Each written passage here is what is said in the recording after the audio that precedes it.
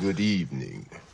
Hey everyone, this is Actual Dracula. It's been a little while since I've made a video, but me and Beetlejuice here would like to show you some things, and I'll talk about them a little bit, and I will probably break this video up into 3 parts, so if you like what you see here, be sure to keep an eye out for the other videos. Recently there was the Toronto Comic Con, so I'll be showing off what I picked up from that, as well as some other books I grabbed from my LCS here and there over the past couple of months. But before I get into any of that stuff, I got a package here. This is an A-OK, an act of kindness I received from my guy, DJ Lynx. DJ Lynx is in the building. What's going on, everybody? It's your boy DJ Lynx. Back in the building, back in section. He sent me this package. I have no idea what's inside of it, so we're going to find out together. Like, what happens when I open up one of these boxes? Something's gonna jump out, bite me in the penis? Okay, so we've got a list of contents here. 6 trash comics worth less than the Mylar they are in, and 1 real A-OK signed DJ Lynx. Alright, great. Well, I'm excited to get into this. As you will see in some of these videos, I do collect trash comics, so that is great. And let's start off with book number 1 from Caliber Comics, The Apparition, issue 1. I am not familiar with this. This is by James Pruitt and Michael Gaydos. Alright, now, I don't know. I'm assuming James Pruitt is related to Joe Pruitt, who was an editor at Caliber Comics. He then went on to co-found Aftershock Comics. Next up, also from Caliber Comics, Inferno issue 1. And this one's by Mike Carey. Oh, and Michael Gaydos again. It's kind of a cool cover. I don't know what's going on in this book, but I guess we'll find out. Alright. Flowers on the Razor Wire. I have no idea what this is or who this is by, but this looks like it's right up my alley. Check out that sick airbrushed cover of this Babe. Some Giger-esque biomech stuff going on here. Flowers on the Razor Wire. Yeah, I don't know what that is, but that's pretty cool. Eagle, issue 22. Eagle versus the Dark Soul. I do have some books published by Apple. I don't have this. Never heard or seen this this before. Eagle, issue 22. I hope nothing of note really happened in the first 21 issues, because I'm jumping right in at issue 22. Okay, next up is Bad Rock, issue 1. Alright, nice. This is, I guess, a variant cover. Bad Rock 1C. And yeah, classic Image stuff here. Liefeld and Dan Fraga cover. I actually don't own any Bad Rock books, so this is pretty cool. I actually really like that. And the final trash comic is... oh, look at that. It looks like a trash comic.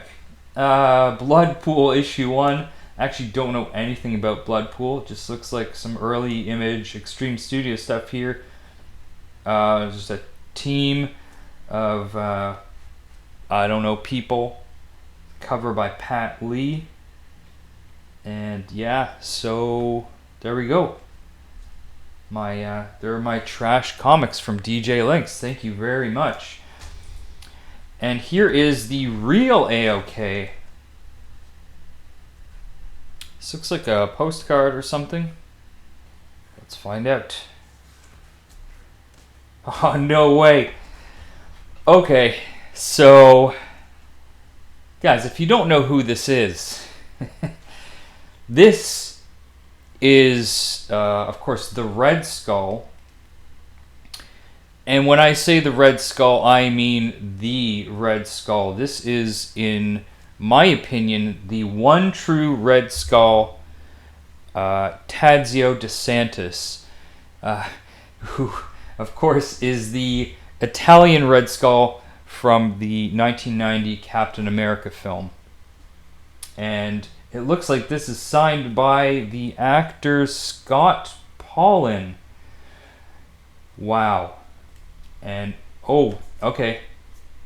There he is on the back as well. This is obviously not the Red Skull version of him. This is before he becomes the Red Skull.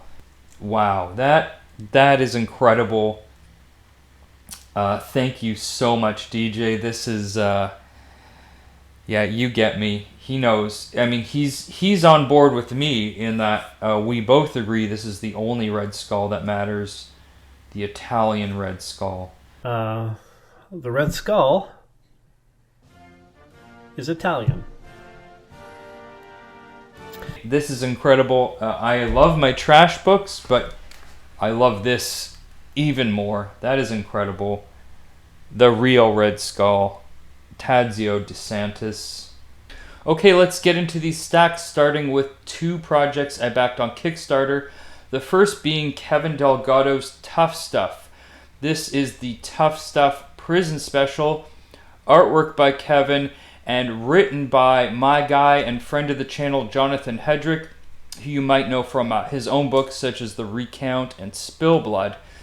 Now, I was already a big fan of Kevin's artwork and his previous Tough Stuff books, so I was stoked to hear those two would be teaming up together. And yeah, I think they knocked it out of the park with this one. It's got everything you want in a Tough Stuff book: drugs and sex and violence and all that good stuff.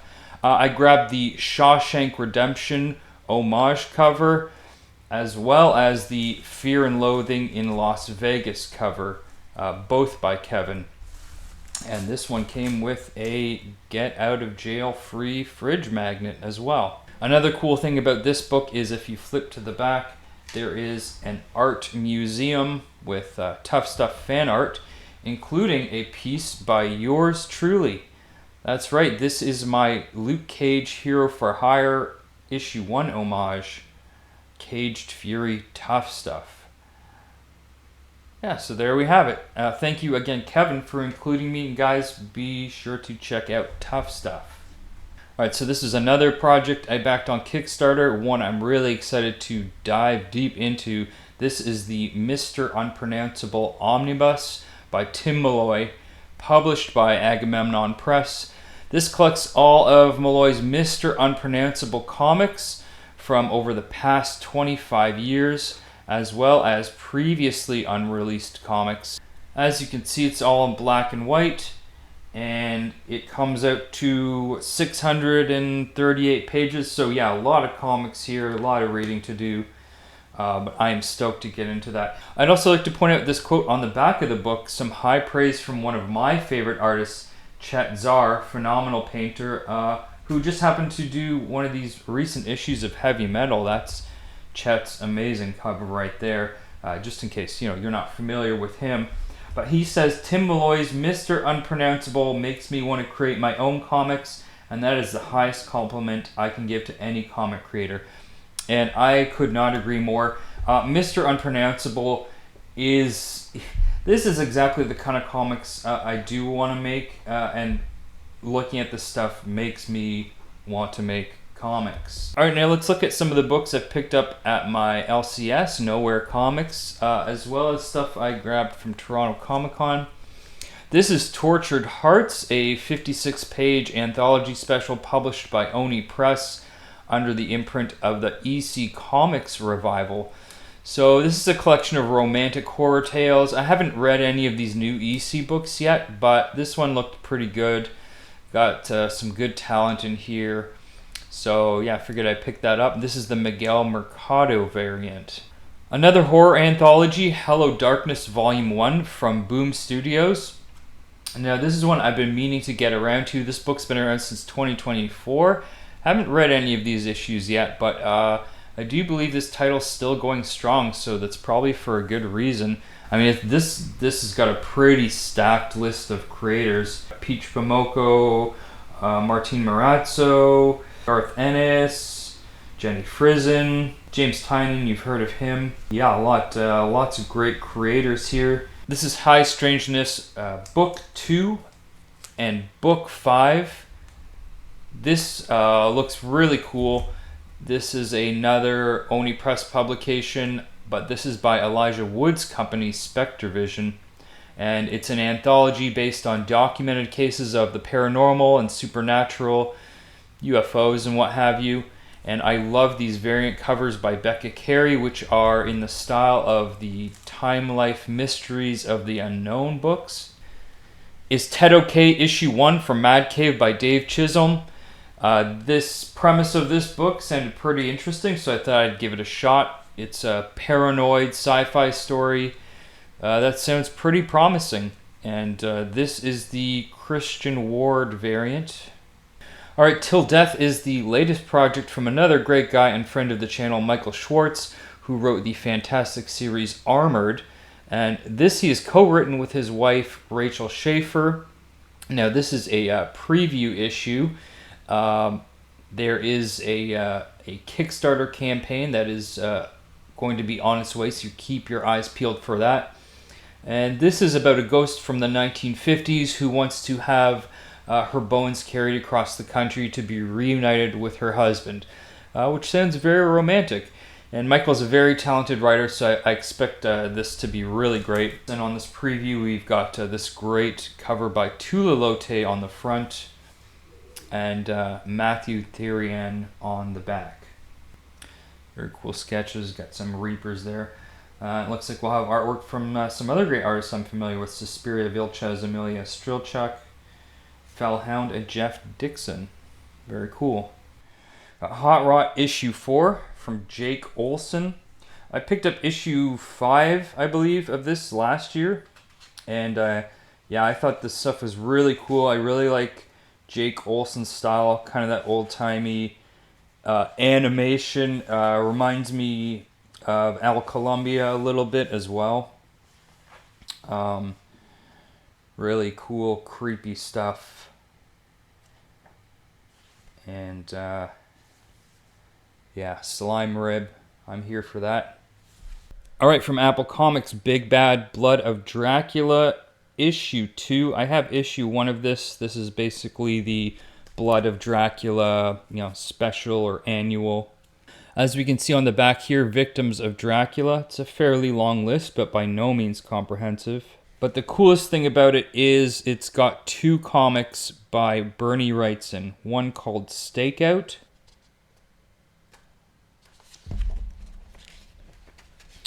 and another called Feed It.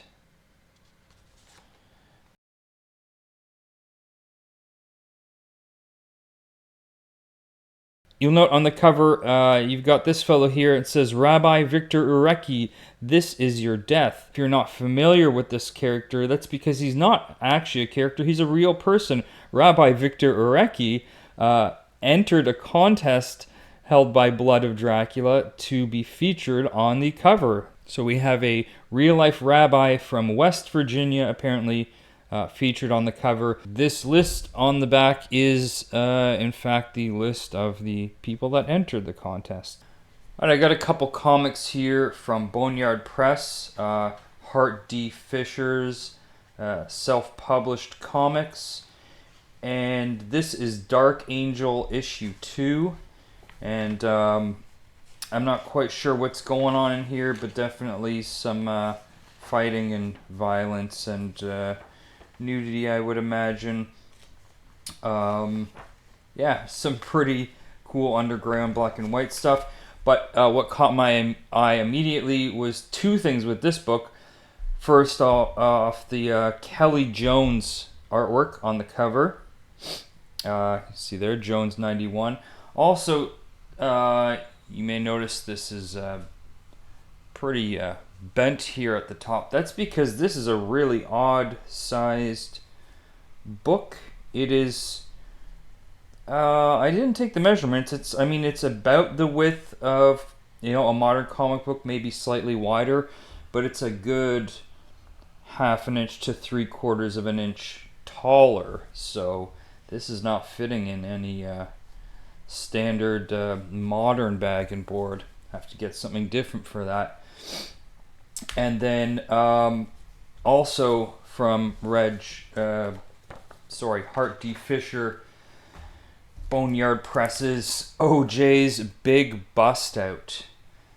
I found this at Toronto Comic Con, and it's basically about O.J. Simpson, the famous football player and sometimes actor,